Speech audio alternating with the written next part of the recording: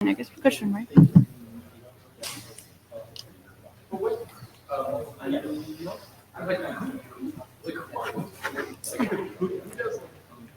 But Brian is here.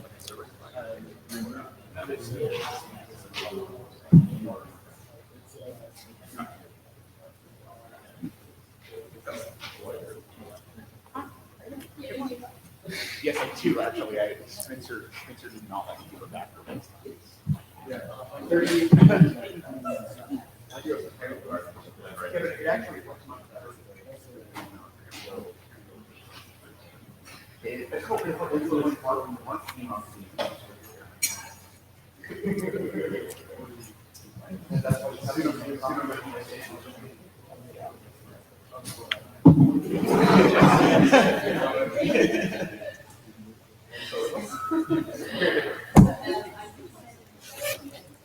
Christian is awesome.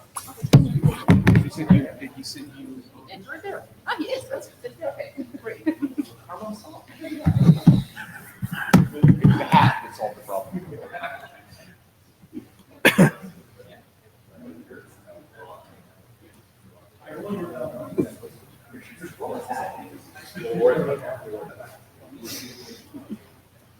Oh, we can start already.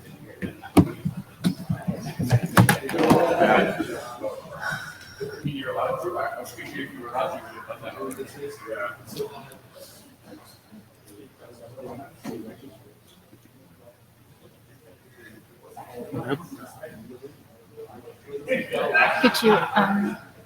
Did you open all the slides? Or? No, I just opened. So if you hit back, you get back to the session. And you managed to right click open. So. Do we have a note taker? No. No. It's everything.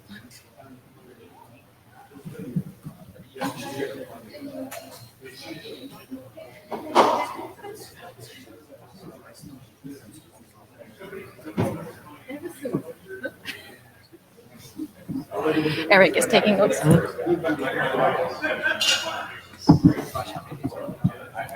Not too many, but we have some open mic time. But nobody will say anything.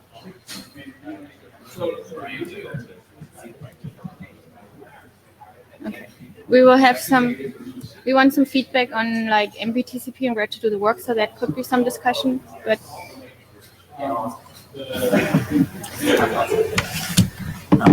I can, when you're using Etherpad, I asked Brian.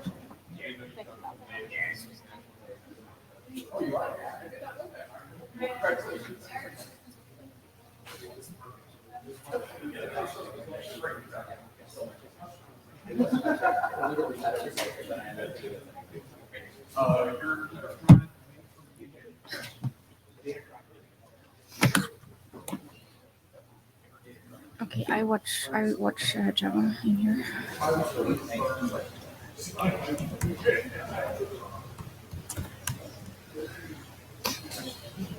I'm gonna just go there and then you're gonna tell me if you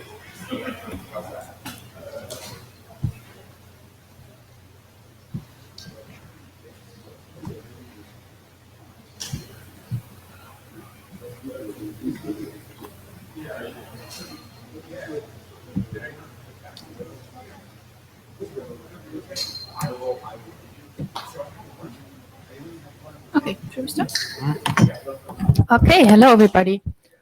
Welcome to TSV Area. You made it until Thursday? Yeah. I'm Mia Kulevind. Magnus Westlund. And we are your IDs. We have also in this session, we have the note well. You should have seen it already, but maybe you want to reread some parts of it. Maybe you want to look at the code of conduct again. That can be useful from time to time. Keep it in mind. This is our agenda today. We just started. You have a chance to bash the agenda basically right now if you want. We have, as usually, a couple of slides about what we did in the last couple of months and what the working groups are doing right now. Then, like, I have a point where I would like feedback from the community about where in the IETF to do multipass work, because it's coming up in different places. And I want to make sure that people are aware and talk to each other. So maybe you have better ideas than I do. Then we have a talk by Christian about congestion defense in depth. And finally, we get an update from Robin, which is a remote talk. He presented some quick-based logging schemes last time, and he has pushed out 2 drafts and a lot of work. And so we thought we'd give him some time to update on what he did. Any questions about the agenda?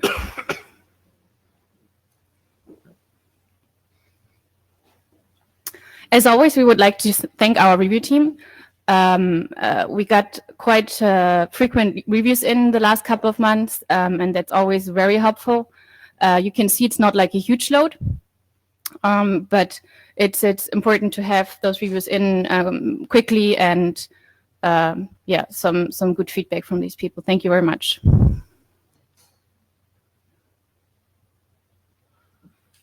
This is also the usual slide, which just like kind of summarizes very briefly our view about the current status of each working group. The one thing to mention is that there's one working group less, but also a big thanks to everybody who worked on this working group and did the work in this group. So we closed it successfully and have the RCs out there now. Anything else you want to mention? Nope. No. If there are no questions, I go on. Also, just to be a little bit proud of ourselves, this is like the documents that we published in the last couple of months. A bunch of them are in the editor queue right now, and 4 new RFCs out of transport area.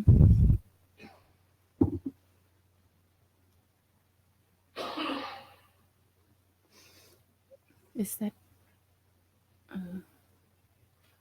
Oh, there's more stuff coming. Yeah, so just mention stuff that's related to transport. It's an old slide, isn't it? Yeah, that's an old slide. I was like, this one. This is the right one. Okay, just to mention stuff that's related to transport. Most of those things had happened already because it's Thursday. The only thing that's still on tomorrow is Mappergy, and as usually there are a couple of transport-related discussions there, presentations there. But like you can also go back and watch the recordings. There was ICCRG with some interesting TCP related and congestion control related talks. There was something which does touch transport quite a lot in dispatch. That's called web transports. So if you haven't heard of that yet, maybe have a look at it. And Panachi also didn't happen yet, right? No, it did. Yes. Just, yeah, okay. Damn, it's over, sorry. But of course, it's transport related. Sure. Hi, Brian Trammell. I'll make one point on the web transports thing. They also had a side meeting here, and it seems like the outcome of that side meeting is going to be they're going to think about maybe doing a BOF in Singapore.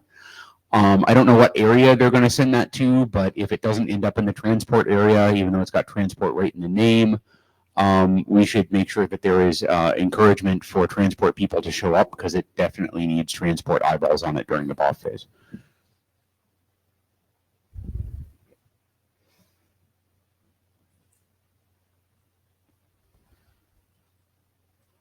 David Skenazi. To add to the web transport topic, we have just created a mailing list, web transport at IETF. It's currently under the applications area. But like, yes, as Brian said, there will be transport components, and we'll love to hear from people knowledgeable. We'll send emails to lists about the mailing list. Hi, Colin Perkins, also in the needs transport eyeballs loops, if it continues. Yeah, Loops was a transport buff, so I hope you all guys went there and gave feedback. Okay, that gets us to my point where I really need some feedback from you guys. So we do have a couple of efforts where something happens with multipass, and it seems that it's getting more. So there's, of course, MPTCP. However, they are basically at the end of their charter. They don't really have a new work item right now. There are people interested in MPTCP in general, but it doesn't look like they have any standardization work to do. So my big question is, should I close the working group, or is there another option? But we also have had a lot of discussion about making Quick multipass capable. It's even in the charter. It will not be in version 1 of Quick, but it will come up again. And there has been a proposal for multipass DCCP in TSV working group. And of course, there are other discussions which are related to multipass in PANRG and ICCRG.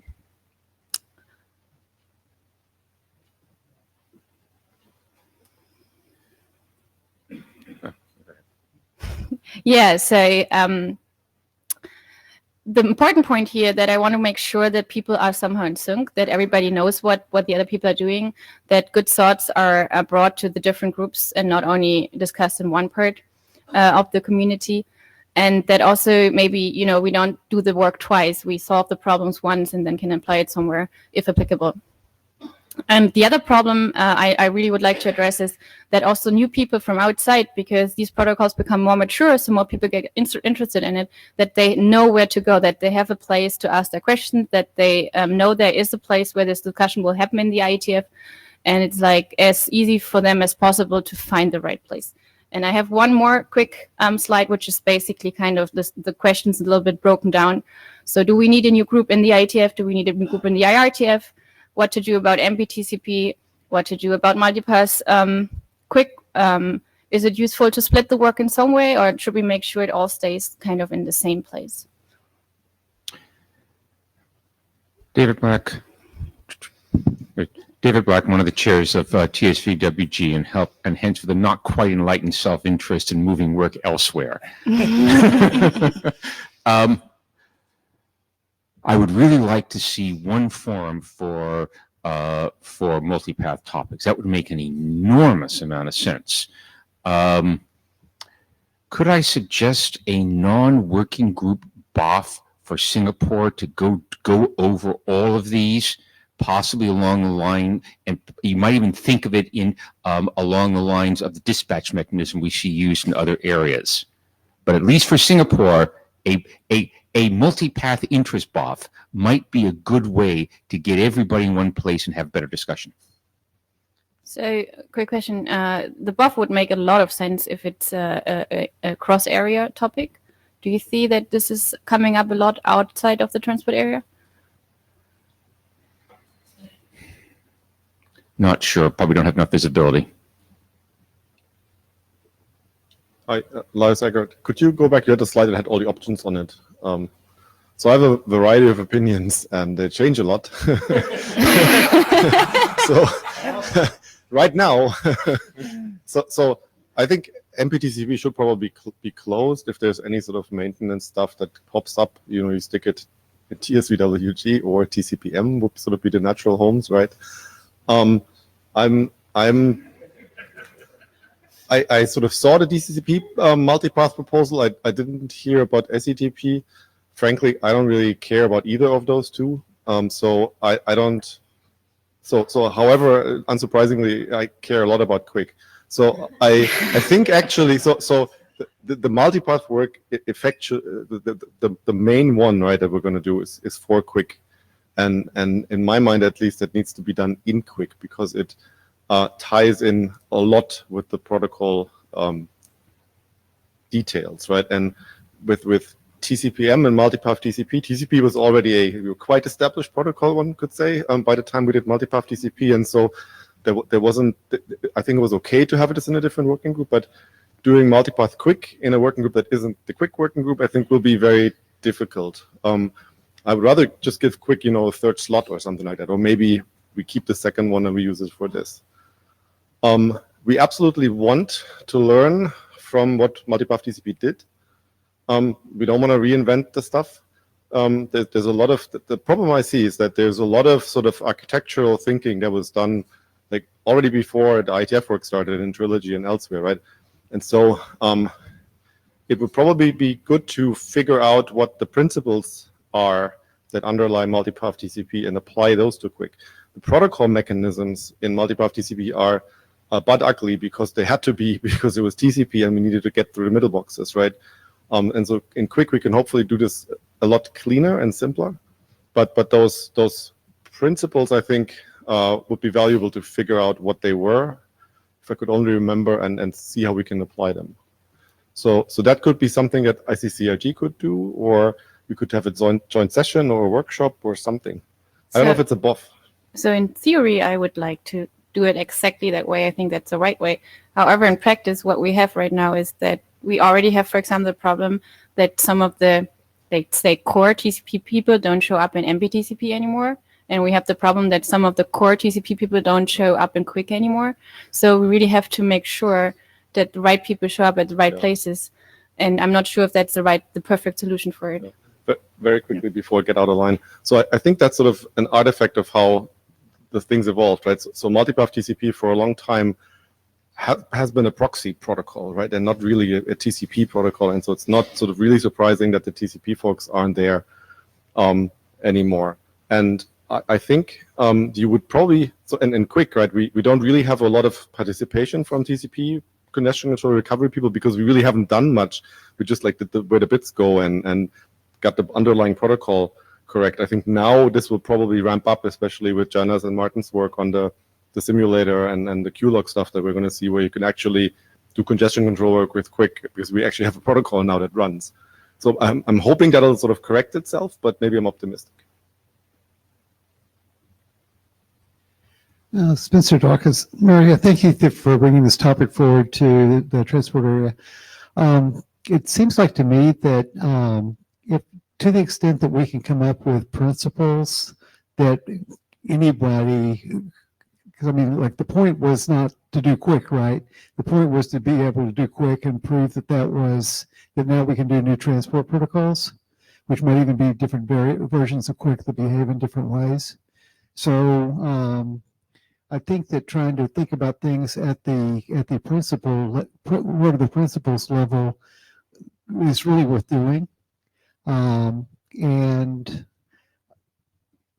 you can figure out where to put the, it seems like to me that like questions like how do you pick which paths to use for which packets when, that maybe that's not tied to a protocol. So that maybe there are things like that you can spin off. If you're asking about cross area possibilities, we've had conversations in the IETF over a long period of time about applications that pop up and want to manage their manage paths themselves. So they might be able to learn from those principles as well, even though they're not transport protocols.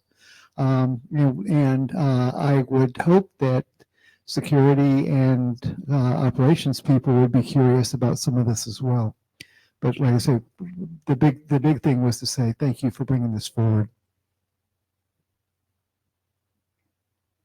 Stu Card, Critical Technologies. One other place where multipath work is already being done is the Network Coding Research Group. And so I've actually been interrupt you for a second. Is that connected to Quick as well somehow, or is it completely independent? Independent. Okay. So I've actually been running multipath routing and transport to aircraft for at least 15 years. Published a paper back in 2004 at the IEEE Military Communications Conference. So practical background in it, but not a lot published. Just going to first principles, I mean, it's the job of routing to concatenate links to create paths. It's the job of transport to then use the paths with which it's presented. But then if we want to do better than that, it might also be the job of transport to give routing a hint about the kind of paths that it might like. And it might be the job of routing to give transport a hint as to the kinds of paths that it was able to construct. So I think this is intrinsically a cross-layer topic. And it's not just that we need the different people to talk to each other. It's that we need the different protocols to talk to each other. We need ways of layer 3 giving layer 4 hints and layer 4 giving layer 3 hints. And I don't know where within IETF is the right place to talk about these cross-layer hints. The person with the Pinergy hat standing right behind you and raising his hand. Hi, Brian Trammell, co-chair of Panergy. So I saw Panergy on the list there as like sort of like problems and requirements. We are actually kind of a venue for problems and requirements and whatnot for a subset of the multipath problem, which is exactly the subset of the multipath problem where you are doing exactly the kind of hinting that Stu was talking about, right? Like, so From what I've heard in the line so far, I had a slightly different opinion when I got in line. The hat is actually kind of messing with my brain. It sounds like a multipath interest BOF is probably a good idea for Singapore. One of the outcomes of that could be, hey, look, it's the usual suspects in the room. We need to have, I think if you call it a multipath interest BOF, you're going to get a lot of routing people showing up, and that's a good thing. Just to make sure that when we're talking about the principles, that we're talking about the principles in a sane way. As to where the work ends up after that, it's definitely in the transport area somehow, but I don't want to have the BOF that we haven't had yet in the mic line right here. A reflection on sort of the difference between MPTCP and MP Quick, as I'll say it a little bit less pejoratively than Lars did. The way that TCP was multipath was constrained by the design of TCP in a way that the way that Quick will be multipath is not necessarily constrained by the design of Quick. Right, it's the network. Okay, yeah, so Lars just said it's the network that constrained. Which, yeah, I agree with that. Quick does not have the same set of constraints, right? Quick has a much larger design space that it can explore for how it does multipath. And that itself suggests to me that there does need to be some work separate from Quick on sort of design principles and like transport independent design principles. I think that's a work that we have to take on. I have no idea where to do it. I'd like to discuss that in a BOF in Singapore. So given Christian is the next speaker and he's the last one in the mic line, we close the mic line. I asked whether I can jump in last second to ask a really quick clarification question. So when you say multipath, do you think it is in scope for a transport session to use path diversity that is deeper in the network than the first hop or last hop? So are you talking multipath or multi-interface? Because multipath TCP originally tried to do multipath, but what it actually delivered is mostly multi-interface. And I think for Quick, the interest specifically now is on multi-interface support, right? Just sort of to see if this is what you mean, or whether you actually mean multipath, or not sure yet. So I actually had multi-interface in my mind, but there are also multipath stuff that's crosses transport, right? So that's coming up as well. Jana Iyengar. This is, I think that this problem statement is way too broad, which relates to something that Lars just said. First, there's a multi-interface versus multipath, and I think we understand that, but I think it's important to distinguish those things. MPTCP was right to be chartered as a separate working group because there was a ton of protocol work to be done then. That's primarily what happened. We did not discuss the congestion controller really that much. It was a separate document and it was fine, and you could replace it with whatever you want. That was effectively what the protocol documents said, and I think that's appropriate. Similarly, if we think about Quick as the next thing that we want to think about doing multipath in, I agree completely with Lars. That's where the Quick working group is where that discussion ought to happen, and where that I don't think that we need to charter an MP Quick working group is what I'm trying to say here. There is no requirement for an equivalent of the MPTCP working group. In terms of outside of that, I actually don't know what is left to be done. If all we're talking about here, I mean, if you're talking about doing multipath DCCP and SCTP, again, this is all protocol level work that we're talking about, not congestion control work or anything like that. I don't think it makes sense to have them in a common place just because they have the word multipath in front of them, because the work that you're ultimately doing there is protocol work. You want the protocol experts to be in that room. So you want the Quick experts to be in the room where MP Quick is happening. You want TCP experts in the room where MPTCP is happening. So I don't disagree. But I think there are things left that may come up in future more when people use these protocols even more, which is for example, congestion control. There's questions about scheduling, smaller optimizations, interface questions, which paths to set up when, right, or if at all. And these questions are all very similar. Some of them might clearly be more in the research area than in the transport protocol. But then, as you're standing there, do you think it would be space for another multipath research group in the IETF? Because that's also my problem. It's also covered by other groups a little bit. I mean, there's room if you create room for it. You'll have to ask Colin. That's not my place to say anything there, right? But I don't know how that there's overlaps here. So in terms of the congestion controller, that could go into ICCRG. The scheduling itself, I would not touch it with a 10-foot pole, because I've done work on that aspect of it, and it's difficult to nail down any particular. You won't come to consensus on anything that's meaningful there. It's ultimately going to be left to implementers to do what they do in terms of scheduling. It might be valuable research, but that's not going to be valuable enough to create a research group for. So, but actually, that's the right point to relay a comment from Robert Marx from the Java. He said, like, the MP Quick authors of the proposed MP Quick multipass, MP Quick draft, they are the same authors as for MPTCP, right? And so the problems I have here, and I tried to phrase down on the slide, was that I want to make sure that those people who have the expertise, even so if they've been working on a different protocol, actually come to the new working group where this work is done. And currently I see that this is not happening, because we have too many places where we do the work. Even so, it's different protocols, and they need to we have places for them. The problem is we have too many places. And the same base problem is for the second point on this slide, where people who are interested in MPTCP, and as soon as I close the MPTC working group, they will think outside of the IETF. They will think we don't have a place for it anymore. So I want to make sure that they can kind of look at the agenda and know where to go and know where to talk to these people, because everybody is still around and open to talk to, right? So that's the problems I have. Yeah, so I can speak to in terms of MPTCP work where that should happen. I have a very quick opinion, which is, I think, TCPM or TSVWG, both are wonderful homes for continuing work. That's what we've done in the past. SCTP, when it closed, it moved to TSVWG, and that seemed natural. And here we have two potential homes, and they both seem natural.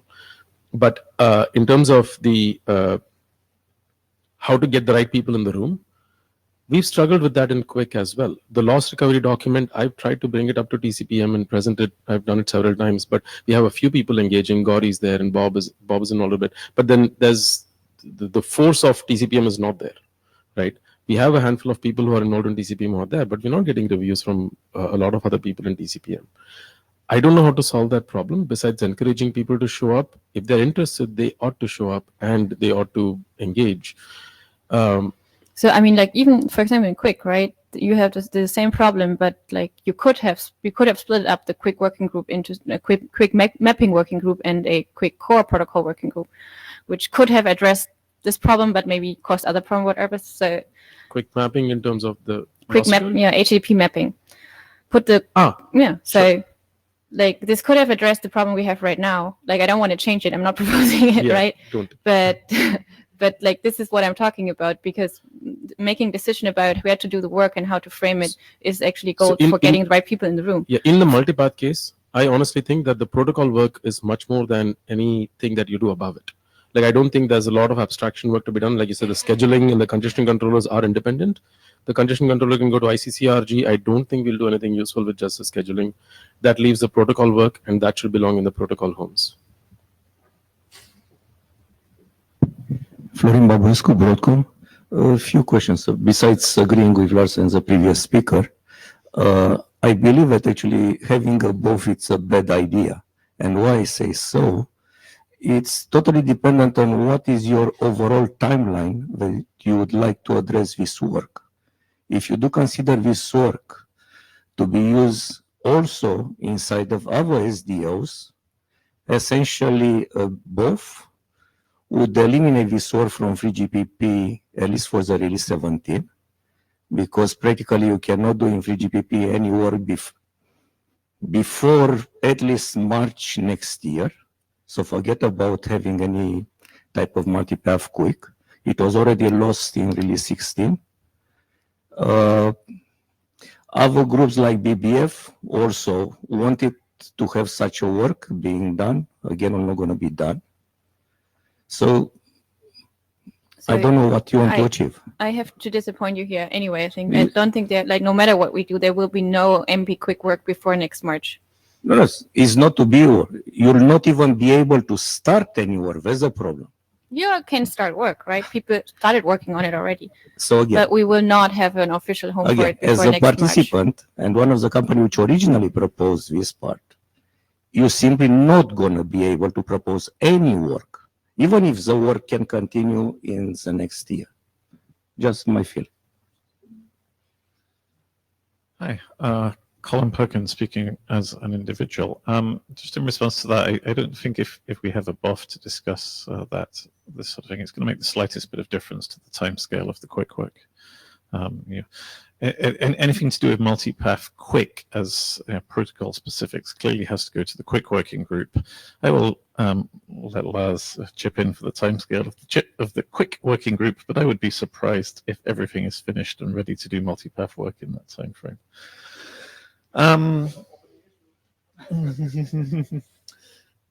Let me relay this to the mic. Don't open issues in quick anymore. That's it. Close all the issues. Close all the issues. In terms of the multipath congestion control work, I mean, yes, obviously we can move. We could do that sort of work in ICCRG. I mean, and in many ways that would make a lot of sense.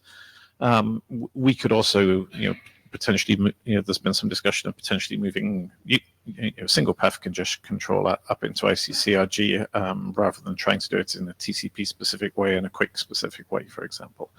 And there are potential advantages to doing that. There's also a potential disadvantage, which is that it ends up in the IETF, which means that everything is done as an experimental protocol or as an informational document and not a standards document.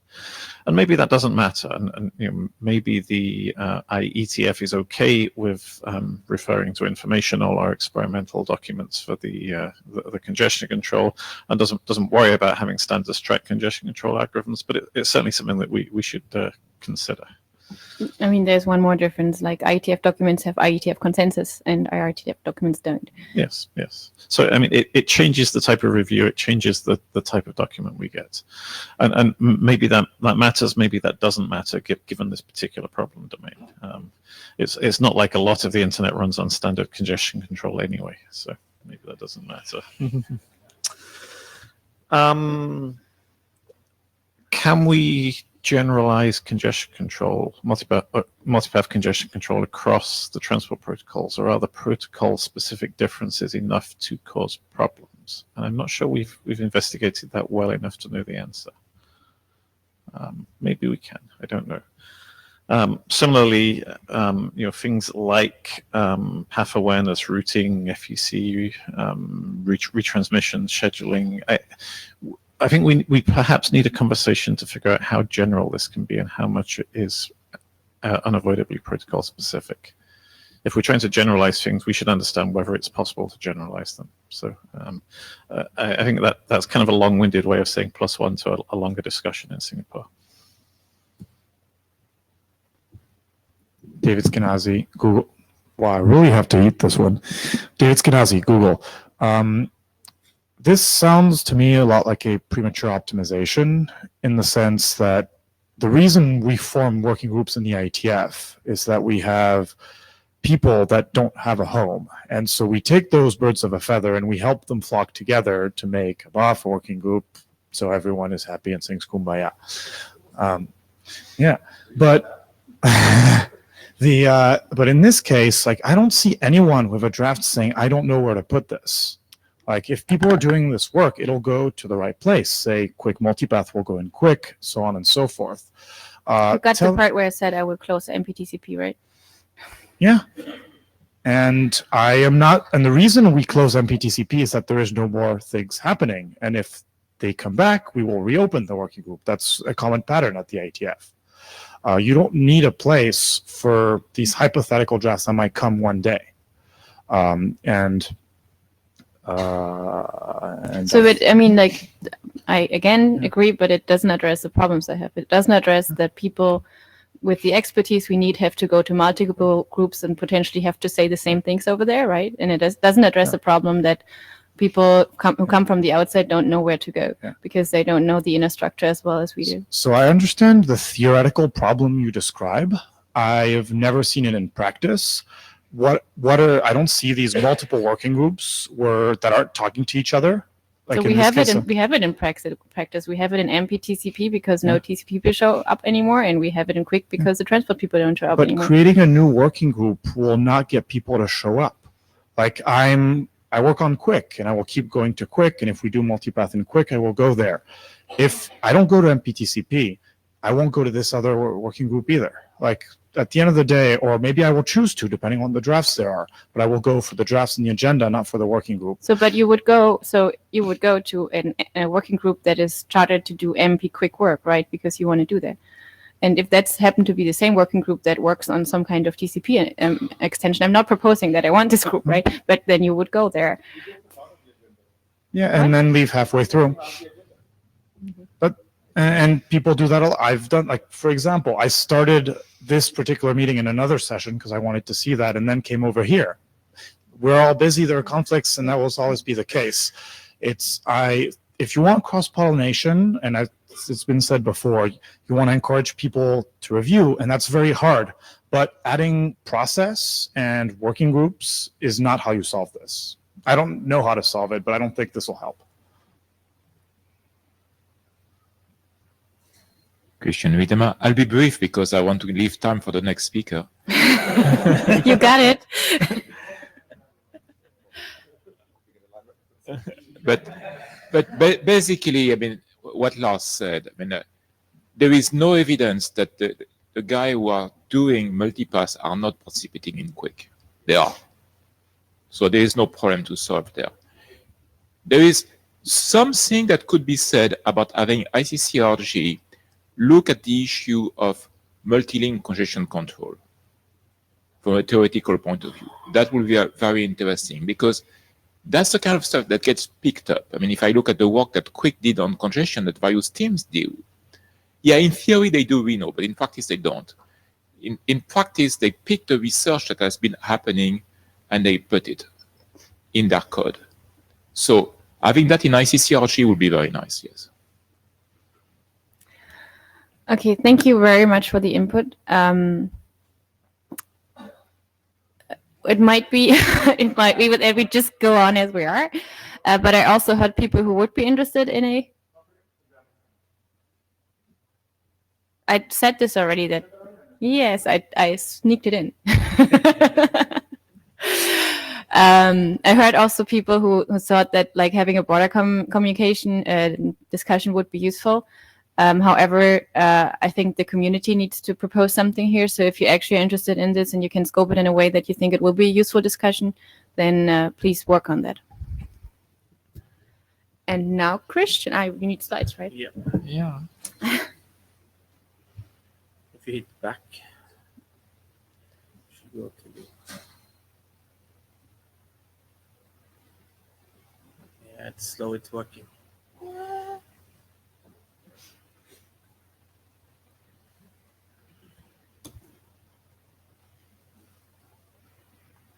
Present.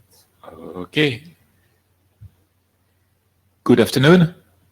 So, a couple of months ago, I wrote a little piece about congestion control and specifically about congestion control and the new transport protocol that are developed in the application space.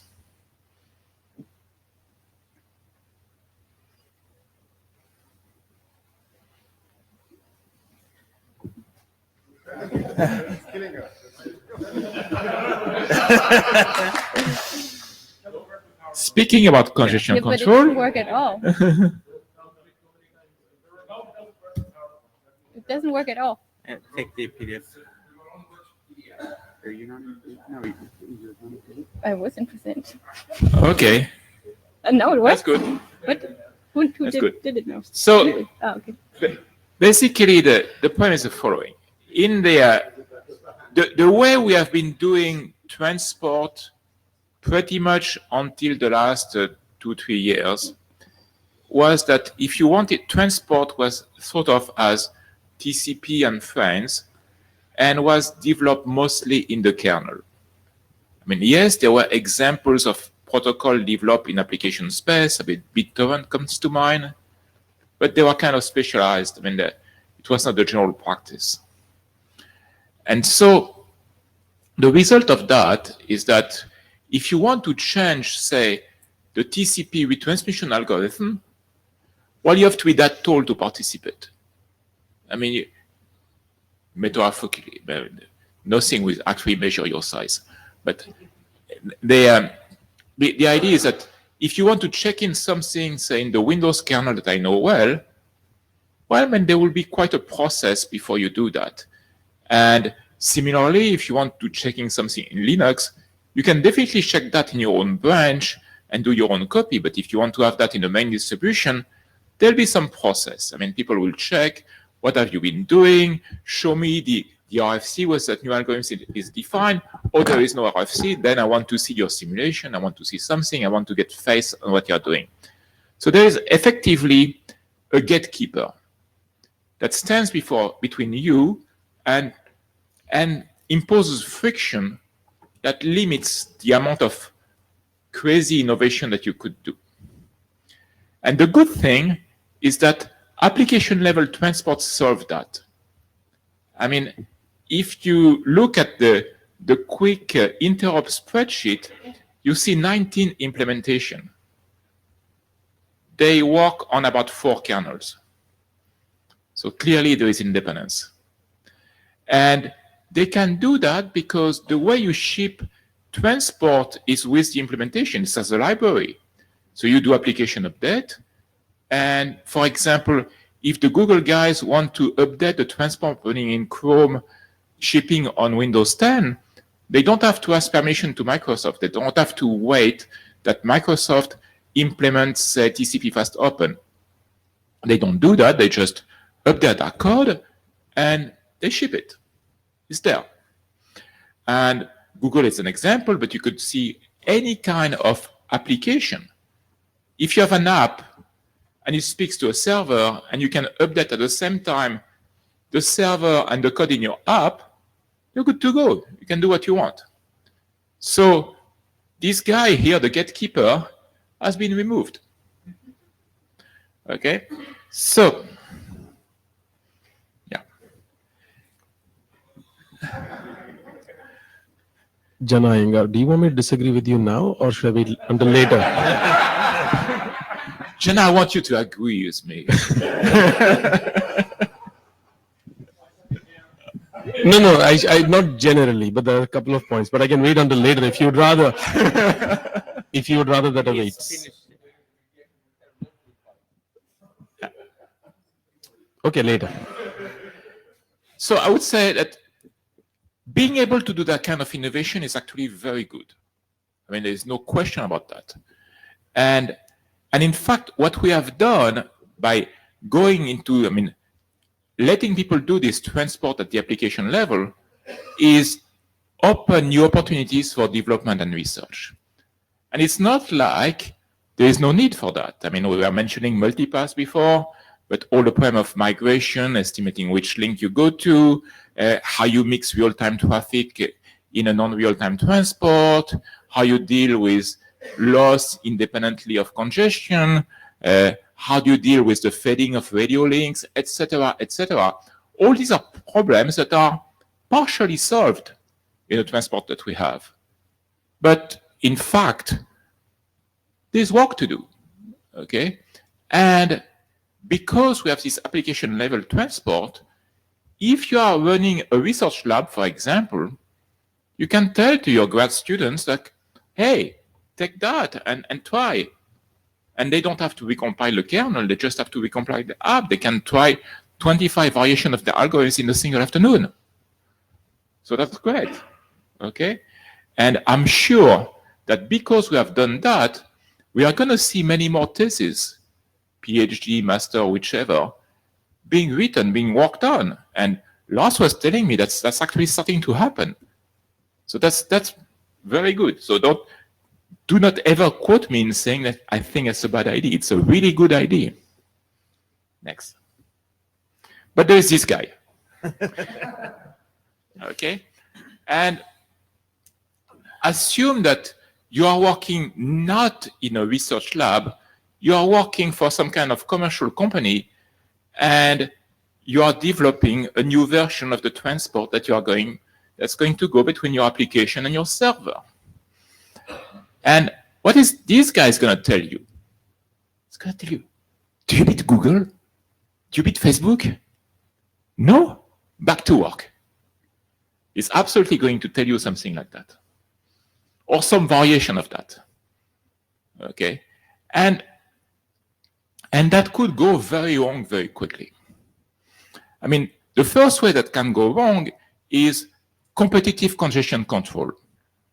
So we know that. We have seen that already. Remember the time where browsers were competing on how many TCP connections they could open at the same time so that they could have n times the congestion window.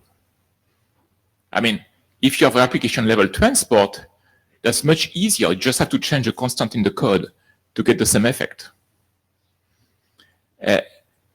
Already you can see people, I mean, that was actually in the Google Quick code. There is a factor in the Google Quick code that says how many cubic connections do you want to emulate?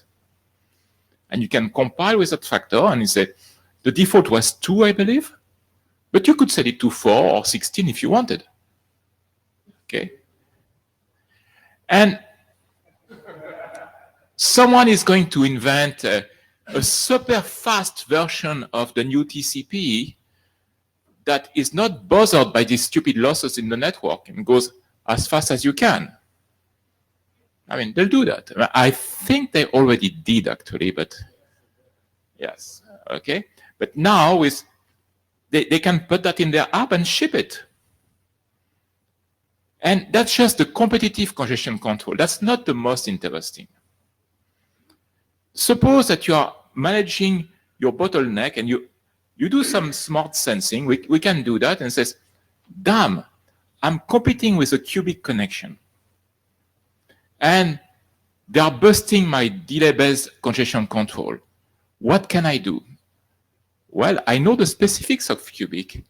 I know what I can do. I can do a spike of traffic very briefly. Then I go on doing what I was doing before. I know the spike of traffic will have caused a loss in the cubic in the bottleneck, and the cubic connection is going to back off. And now I can have the network for myself. Okay? And BBR does something like that, actually. But and now, what BBR does to cubic, you can absolutely do to BBR. You look at their technique and how they are doing, you know that they will be sensing at one specific point in the flow. At that precise point, you send a spike. They're going to back off. And they're going to back off for 6 transmission windows. That's great. For the next 6 transmission windows, you get the network for you. And that's what I call adversarial congestion control. And I think that's a new area of research in which we can find many PhDs. Okay, so that's going to happen. I mean, because you don't have any gatekeeper to tell them don't do that. And the only gatekeepers are the network guys. Okay, so, you know, if you give brilliant new guys new tools, stuff may very well happen.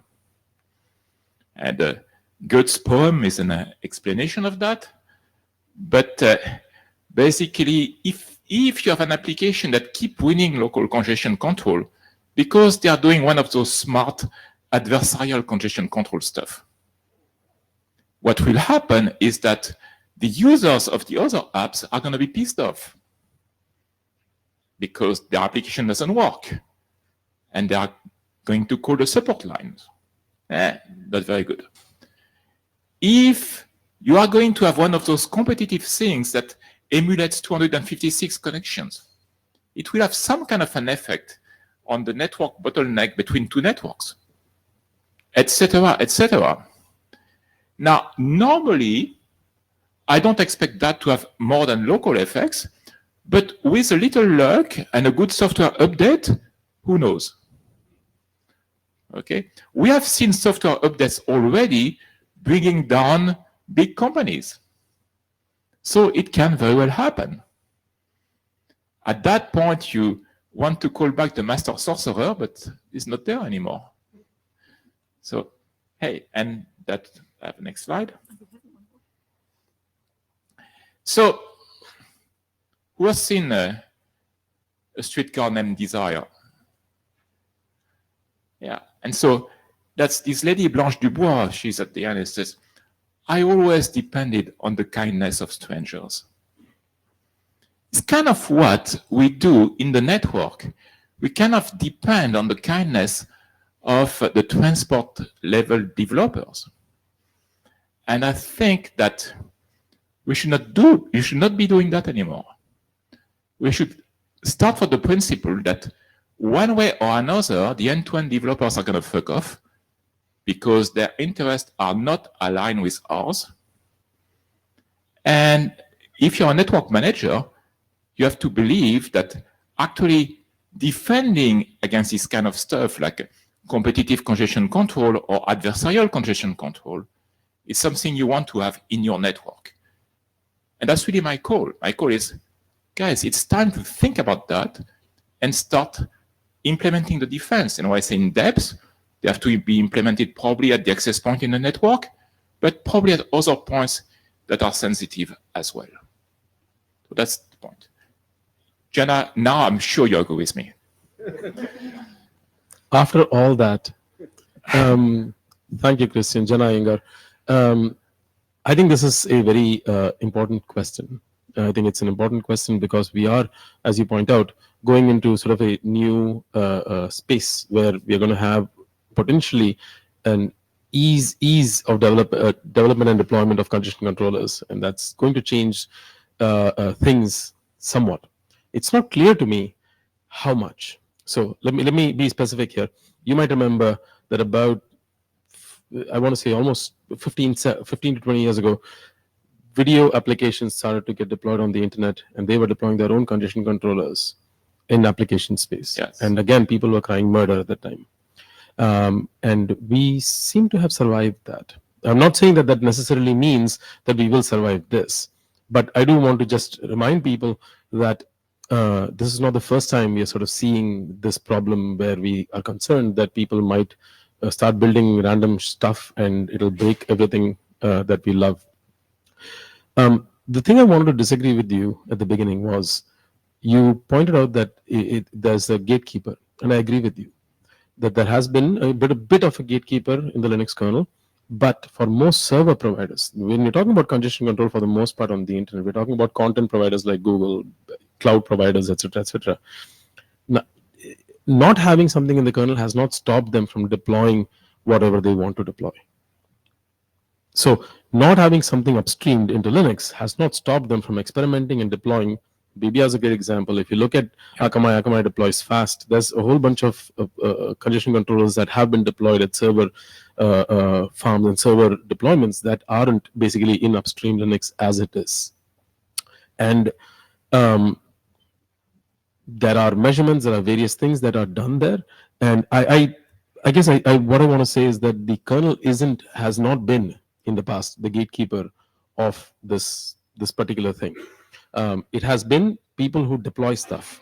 So yes, is Google a gatekeeper of this? Absolutely it is. It's a gatekeeper of what they deploy on their servers. Is Netflix a gatekeeper of this? Yes, they are, because they control what they deploy on their servers. And it's not typically what's in stock FreeBSD or stock Linux.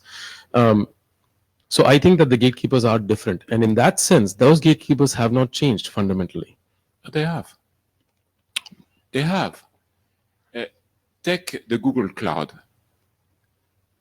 Now, the guy who can change the congestion control is not the runner of the Google Cloud.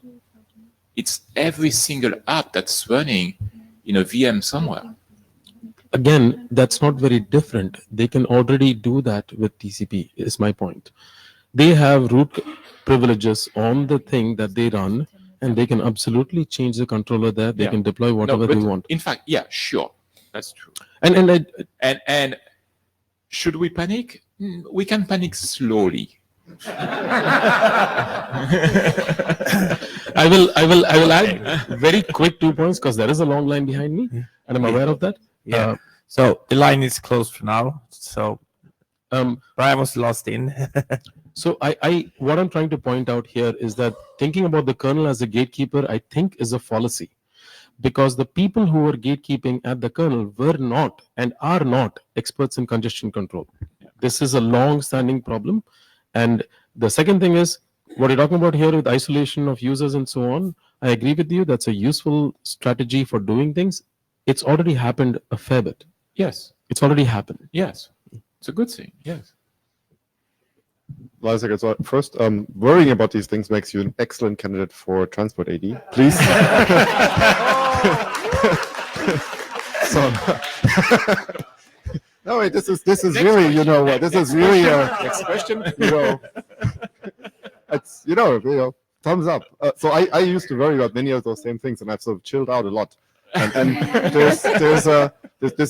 there's some reason for it, right? So one reason is, right, so there's sort of roughly two kinds of applications on the internet, right? There's the ones that ship enough bytes to really do some damage, and then there's the ones that don't, right? So the long tail.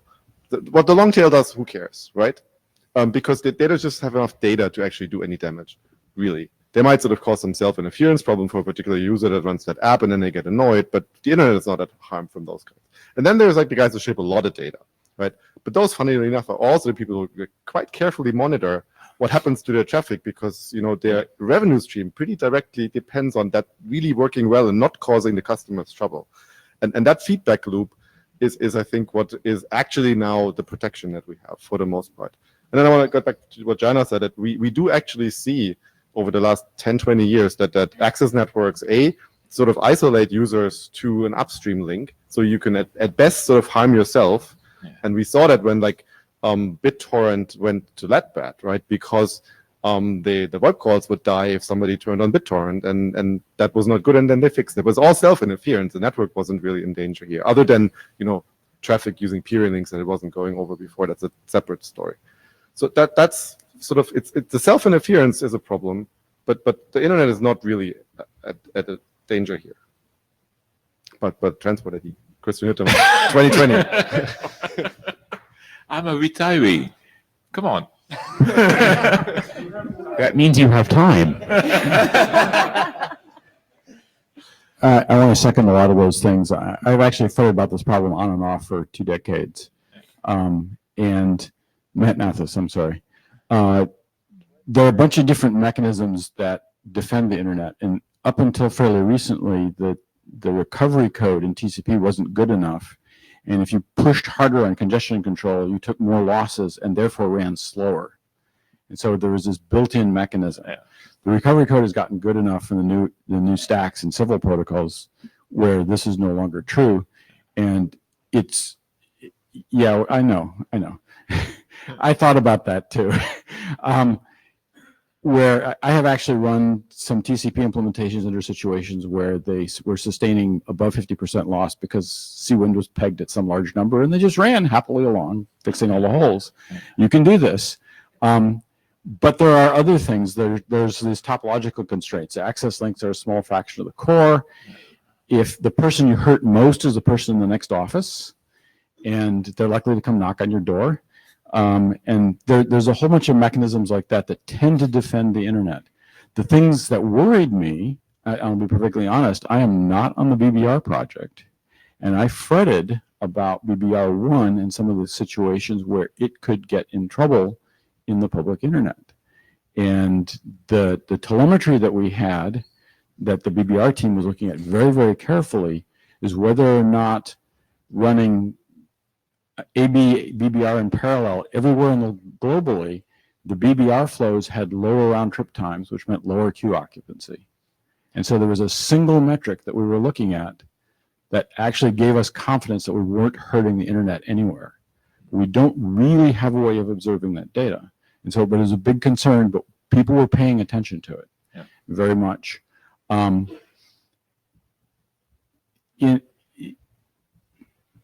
think I'll stop there. Yeah, no, But I agree that people who are shipping large applications, etc., do pay attention, and they are not on the business of cracking the internet. You can I agree imagine pathologies where a widely deployed game has got bad congestion control in it, and it's not until you get hit 1 million users that you discover that it's an implicit DDoS. Oh, that was the other thing I didn't mention. The common case is actually deliberate DDoS, and they don't care what you think.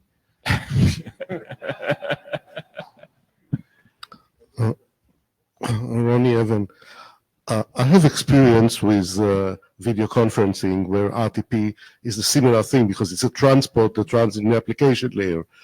Now, in that case, in the beginning, even, I mean, you're talking about congestion control. There was no congestion control at all because everybody tried to use as much as they can, and they had the mechanism inside to get over packet loss at up to a certain percentage. So they didn't care much, and they said maybe the other one will reduce it rate, and I'll be able to show that my product worked better.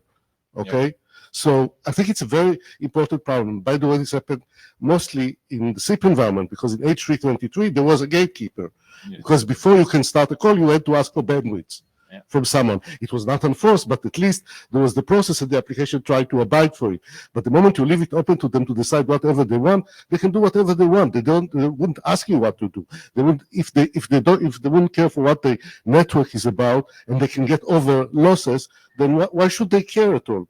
So I think it's important to have some enforcement for that thing, and maybe to have some proactive congestion control instead of the way we are, that to just give them, oh, we are losing, you may lose packets, so do something about it. Hello. Victor Vasiliev. So few thoughts. First, many of you might remember, I think about a decade ago, BitTorrent decided that they no longer want to use UDP, and media, including, I think, major press, raised panic about BitTorrent switching to the super aggressive congestion algorithm called LEDBAT. And this is basically this is kind of reminds me, because out of all congestion control algorithms I've seen deployed in practice or even published within the last 10 years, all of them field buffers much less than Cubic does in worst case and in average case. And this includes BBR-V1, as I said, when almost every iteration of BBR-V1, including the one with horrible bugs where congestion control ran afoul, still had a median RTT better than Cubic. The second thought is I don't believe those gatekeepers ever existed, and I think a lot of people already mentioned that, one, if you look at the congestion control algorithms in Linux kernel, there's a lot of them, and I'm not sure all of them are rigorously tested. And I mean, even those are rigorously tested. Like TCP Cubic had an awful bug which just made it in certain traffic just like basically simulates slow start like semantics in certain conditions, and that bug existed for like 10 years. And we only found it when we found similar bug in Quick Cubic. So I believe that the level of gatekeeping is overstated, and fundamentally sockets with IPPro to UDP existed for over 40 years, and the internet has not collapsed. So that's basically my thoughts, but I do agree that if we deploy AQM more widely, this will be better, not because of I'm afraid of collapse, but because this would mean people would be able to run congestion control algorithms that are more robust to stochastic loss, which is not induced by themselves. And that was one of the problems that BBR tried to address, especially in version 1. Yeah, I think that's a very important point. I mean, that's a point I should have made, is that the other big reason of deploying isolation between users is that basically it enables freedom of innovation for those users.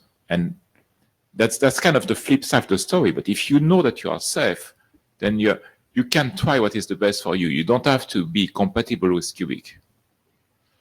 Yeah, the thing about BBR versus Cubic competition is that I'm not sure how well understood it is, but it's extremely parametric. As you scale your TCP buffer from like half BGP to 10 BGP, you will see why either one or other dramatically just suppress others' traffic. And that was a big problem with BBR v1, but it worked kind of fine because most buffers were kind of in the middle. And BBR v2 has a lot of heuristics to make this work even better. So we have to speed a little bit up. So if you don't state anything that was stated already, that would be helpful. Andrew McGregor, currently at Fastly, but formerly an SRE at Google. SREing a system that did everything on that slide.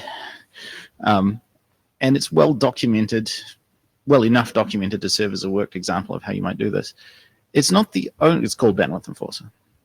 It's not the only such either. Google has another one. Bandwidth Enforcer is for Google to Google traffic.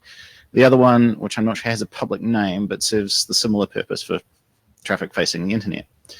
I'd like to point out that traffic out of Google Compute Engine has to run the gauntlet of both of them. And so it's well controlled. I think any responsible CDN or cloud provider is going to have an external facing global omniscient congestion controller of some sort, because otherwise your own mistakes can take out a large fraction of the internet and all your customers with them. It saved Google on the day we accidentally globally deployed BBR to about 80% of the internal traffic. I know I'm not supposed to say that, but you know, I don't work. And now it's in the minutes. But we did that, and the cubic traffic didn't stop. And that wasn't all Bandwidth Enforcer. That was also partly just the fact that they turned out to be somewhat more compatible than perhaps, you know, is obviously the case. Hi, Colin Perkins with No Hats. Ronnie mentioned RTP and video streaming earlier. I'm going to be a little cynical, and I'll probably get fired as chair of the RMCAT working group for saying this, but I don't think RTP congestion control matters. Because on the basis that by the time you hit persistent congestion, the user has given up because the video is unwatchable anyway. I'm also tempted to say that all the traffic is video anyway. The on-off dynamics of MPEG- completely break congestion control, but it doesn't matter because it's all application limited, and all the large providers have monitoring in place to see if it's causing problems. That said, I don't entirely disagree with you. I think to the extent that this is a problem, it's a worse problem than we think. In that everything is moving to QUIC, and QUIC encrypts enough of the transport headers that we have no visibility into whether this is actually a problem or not. Yeah. You're fired. Hi. My name is David Skinazi, and I used to be a gatekeeper. So these days I have this laptop, and using it, I can check in code to Google QUIC. And as you say, the kids with the Magic Apprentice could break things. Last year on the same time, I had the same laptop that Eric had, which allowed me to check in code text and you. And kind of the... Actually, now at Google, we have tests, whereas there weren't any. So the gatekeeper is probably better in Google QUIC. I mean, I remember a really funny bug where the Apple kernel got into an infinite loop in some cases when you were doing TCP fast open. It just happened that in that infinite loop, there was a call to send a packet out. There was a network in Switzerland that was really unhappy with them for a while. Yeah, so on all your points about how this is getting worse, like I really disagree. I saw some people pitch some what I personally think were snake oil companies telling us that, hey, look, we make all your traffic faster, where when you look deeper was just a thing that in the kernel disabled congestion control. That was in TCP. That said, while I completely disagree with your premise, I fully support your conclusion. If you want to go around to router manufacturers telling them, the world is about to end, please deploy AQM, continue that. We might be able to solve buffer bloat that way. Hi, Brian Trammell, not speaking as an employee of Google or as a citizen and internet user in Switzerland. You, or actually, as it turns out, a co-author of this slide deck, because I didn't do anything except for remind Christian that he had to do slides, so I have no idea why my name is on it. I'm fine with the name being on it. I agree, actually, that there is a little bit of a problem. I think it's maybe a slightly different problem. I want to go back to something that some other Google guy said. Maybe Matt. I think it was Matt. I think to some extent, the security and reliability here are flip sides of the same thing. They're all essentially transmission safety problems. And the work that has been done to, in some networks, isolate users or isolate processes from each other, or to isolate good traffic from evil DDoS traffic is all kind of the same work. To the extent that putting better AQM in the internet makes that work better, it's a good thing to do on its, anyway. I will say, as a former researcher who spent a fair amount of time trying to get cloud platforms to throw packets at things as fast as I possibly could, all of the ones that I did seem to have some sort of outbound bandwidth policing, and I suspect that almost all of it was there for abuse. So the nice thing about the abuse-riddled internet that we have is that the defenses that we need in order to keep it working minimally well also seem to be pretty good gatekeepers against congestion collapse. Yeah. Thanks. Thank you. Well, thank you for your attention. I accept, the point that we have many more defenses today than people would think, and that's great. I accept that it will be very hard to do something more aggressive to the internet than ship it cubic. We know that. And so that we should not panic, but we should do isolation because it's a good thing. Yeah. Okay, that was less depressing than I thought. Two more fun parts. We have one more talk. Roman, are you on? I think so. Can you hear me? Perfect. Yes, you can start right away. All right, great. So an update on QLog quite quickly for those who are not into QLog yet. Next slide, please. So the main motivation is this: we want to help debug quick implementations. It's difficult to make this kind of visualization in tools just using packet capture files because they don't contain things like congestion control information. So skip the next slide and then go on to the next one. So what we proposed to help that, what will make tooling development much easier if everybody would just output the same type of log, of course. And we proposed what we call QLog. It's a relatively simple scheme based on JSON because we want to make web-based tools, and we want it to be human readable for people not using those tools. And so skip the next slide. And so we presented that at the end of last year, and a bit as a surprise to me, a lot of people seemed quite enthusiastic about that. A lot of people had some interest. Among those was Mirja, and she said, why would you do this just for Quick and HTTP3? Why can't we do this for more than those protocols? And so I got the chance to present some of our thoughts on that last time at IETF in Prague a couple of months ago. Again, a lot of people seemed interested, but it was deemed a bit too early to talk about doing maybe a BOF or a working group. We should get some more experience using Quick as a kind of an incubator to get some more insights. And so that's where we left it off last time, and so we have been doing that since. So next slide, please.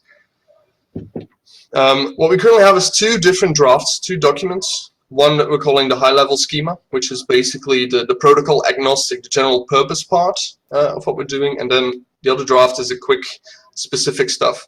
The second one is very easy to understand, right? Quick has packets, it has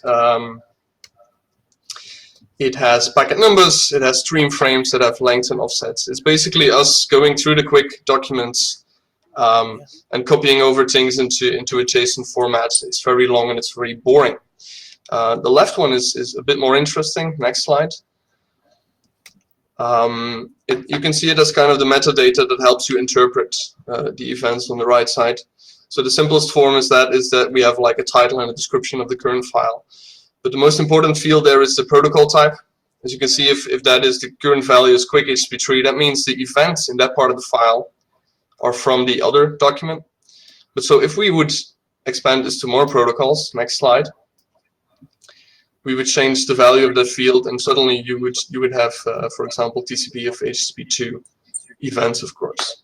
So that's kind of the high-level approach that we're taking now to still have something protocol agnostic while working on a quick specific thing.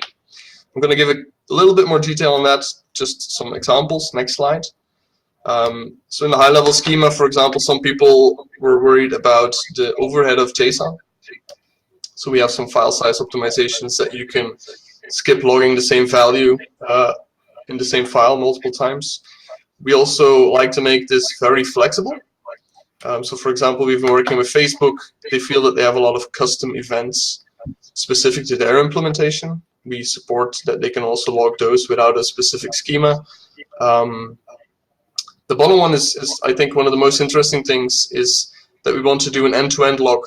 So you have not just client and server, but you also have several in-network intermediaries that you want to log. If you do that with PCAPs, you would probably end up with 4 individual files without much context, and it would be difficult to bundle them together. So one of the things that QLog does is allow you to aggregate different traces into the same QLog file and then provide some context. So for example, here we have the vantage point saying from which point of view was this trace taken. This can also allow us to add different protocols into the same file. For example, let's say you have an HTTP2 and a TCP, an HTTP2 implementation. You would have HTTP2 traces from a user space implementation and then TCP level traces maybe from the kernel. And you could combine them in the same file to nicely keep everything together. Next slide. We have other things that make it, that we really want to keep things in one file. So we talked to, for example, Jana Iyengar from Fastly, and he said, you know, we're probably going to have thousands of QLogs, and we're mostly interested in, for example, the ones that have a high packet loss rate. And so what we have now is like a summary field on top that has some aggregate information for this file. So you can very quickly just sift through all these files without having to download them in full to find the ones that you're looking for. The second thing is, again, with the tools, if you loaded this, you're probably going to zoom in on this particular section, you're going to filter some stuff, or you're going to change the colors. And if you then want to share that with a colleague, you would have to take a screenshot right now, right? So instead of doing that, we say, let's just embed those settings into the QLog file as well. So you can just share the adjusted QLog file with a colleague. They can open it up in the same tool and view the exact same data that you were looking at before. So those are just a couple of examples of what is in the high-level schema. Next slide. In terms of the event definition, we currently have about 40 events. I think it will be about twice that by the end. Some of the most important ones, I think, are of course the ones that are not in the typical packet capture, so the things related to congestion control or when packets were lost, that kind of stuff. But of course, next to that, we also log your typical packet tracing type event. Next slide. So for example, we have, of course, a typical packet received event where you just log the received quick packet with its constituent frames. For example, here there's an ACK frame being logged, and this ACK frame is ACKing packets 4 to 7. Using this, we kind of notice that it's not enough in all use cases. For example, we had this case where we clearly saw the acknowledgement frame coming in, and after that, it was still logging a packet lost for one of the just ACKed packets, right? Which is very weird. That should never happen. And we found out that there was a bug in our implementation where we parse the ACK frames, but we don't immediately process them. So there was kind of a long time in between those two sometimes, and it was time enough for the loss event timer to come in and declare the packet lost, even though the ACK frame just wasn't processed. So the only way to really solve that, next slide, is to add yet another event, a more explicit event specifically for packet acknowledgement, because those receipt of the ACK frame and the package acknowledged might not be directly correlated. So that's one example. I recently did another talk with a lot more information, which you can find in the YouTube link on the bottom of the slide. So as you can see, we've made a lot of progress on the text. I'm happy to say we also made some implementation progress. Next slide. We currently have 5 different quick stacks that are outputting QLog directly. What I forgot to say with last slide is we might end up with 80+ events, but I do not expect everybody to implement those 80 events. Most people will probably have enough with about 20 of those events. And so a lot of these tools are outputting QLog, but they're definitely not outputting every possible QLog event. They're outputting the main basic set that is supported by our current tools. Those tools are not incredibly extensive right now. We mainly have one that is being used a lot. It's the one you're seeing. It's for debugging congestion control mainly. But we are working very hard on new tools. I'm working full-time on new tools that will come out over the course of August and September, so expect to see a lot of movement in that space. Next slide, please. So the nice thing about having other people look at this is that we've been getting some feedback from other implementers. It seems that for a lot of people, the overhead actually is quite okay. Facebook reports that they're logging 20 billion quick events per day. I don't think they're actually logging QLog events at that scale yet, but it's nice to know that it's possible that it's a possible way forward. Someone mentioned that they would like to use QLog as a way to implement tests. So instead of augmenting the code with unit testing, they can just look at what was happening in the QLog and try to devise if the test failed or succeeded that way, which I think is a very interesting use case. And then the last sentence there was very interesting for me, because when we started this, I asked people, why isn't anybody doing this yet? Why doesn't this exist? And a lot of people said, well, it's a lot of work and we don't really have the manpower. Next slide. So I think QLog really helps take away a bit of that overhead in terms of work. We recently did some work on ACP3 prioritization.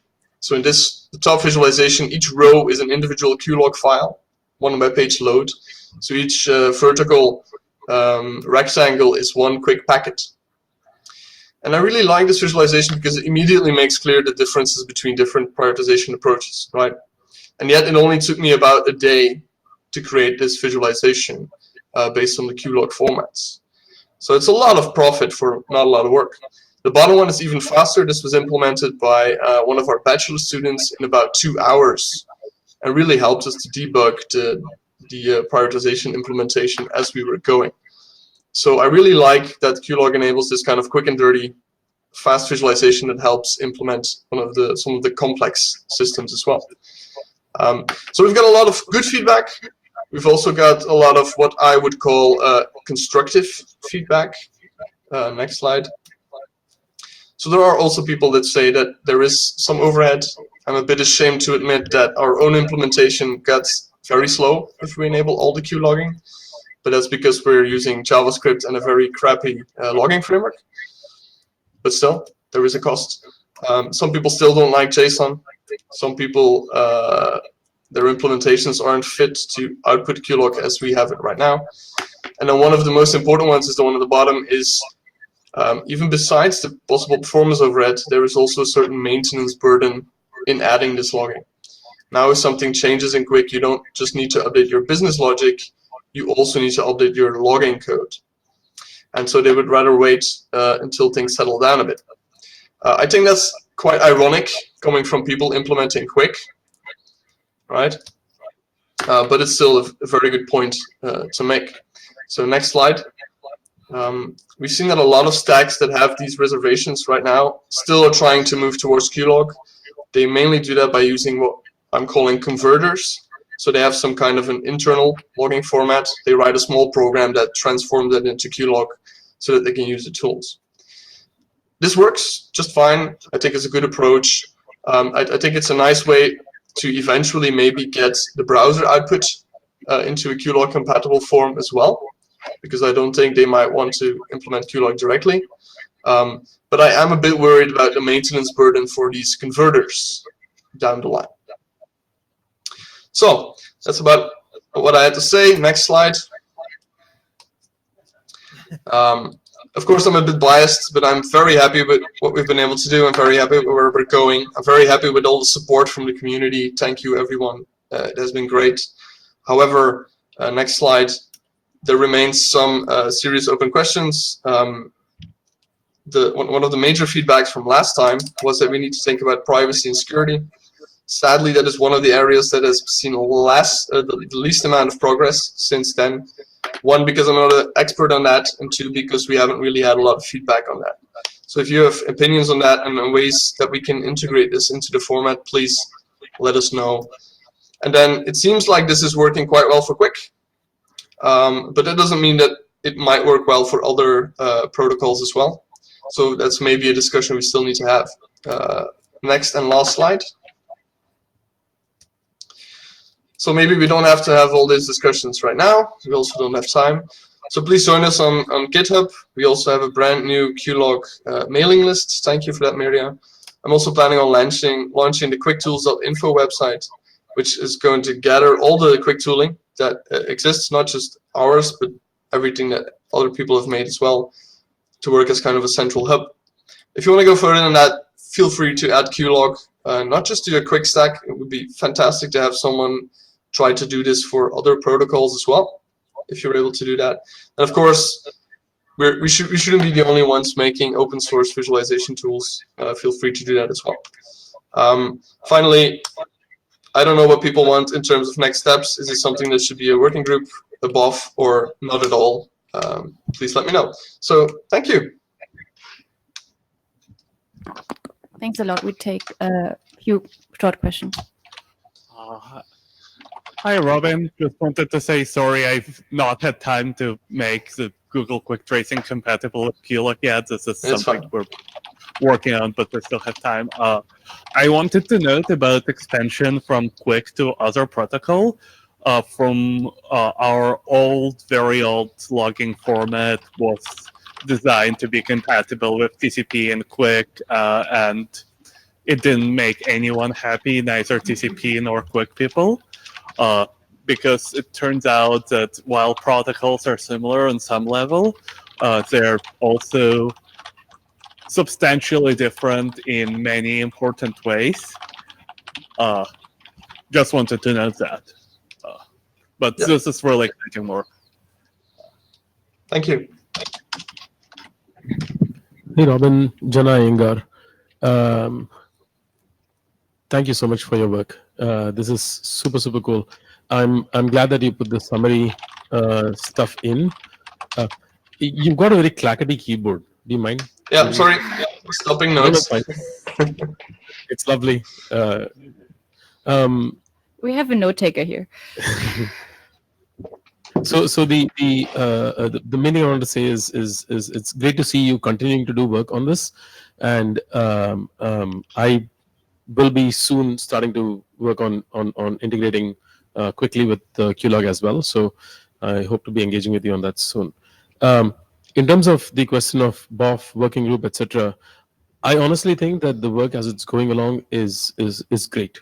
I think that there should be just more iterations on how one people integrating, and then as people start using traces, which hopefully will happen as people start to do more performance testing, which again we are trying to get the quick implementers to do more performance testing shortly.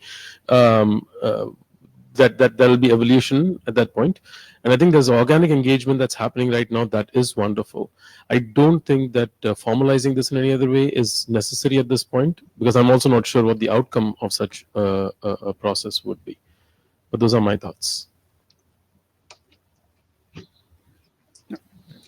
I was just going to say, and thanks again, but you should be showing up here. Well, if you can finance my flight next time, I will. So yeah, so that's this room has a lot of money. Please, seriously, people who need to step up and see what we can do about Singapore. Robin, thank you very much for this. Thank you for giving the talk at 11 p.m.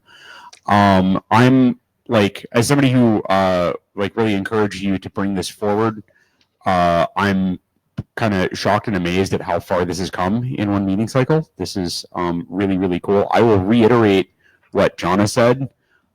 Given the amount of progress that's going on sort of on the code and actually the impact that this is having on the quick development and interop effort, I would the next steps are keep on keeping on making it better as a tool set. We'll come back and backfill the how can we generalize this to sort of like transport development logging stuff later. I actually had a question about the privacy and security stuff, but since we're kind of short on time, I will take that offline for you. Again, thank you very much. I'm kind of shocked and appalled at how awesome this is. Thank you very much, Robin. Unfortunately, we will close this meeting with a sad news. Sally Floyd is in the hospital, and many people in this room knew her very well, I guess. So we will ask you to come to the front and take a picture for her, and we will send it to her as a memory. Thank you.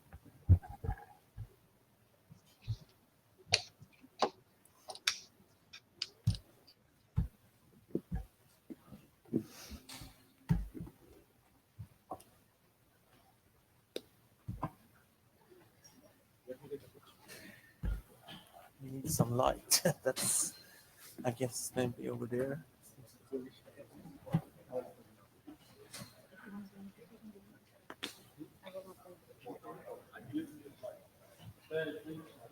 If you need somewhere where there's good light, you might have to go to the lobby. Yeah. Or some places there's not lights. Yeah, against the wall. Yeah, against the wall.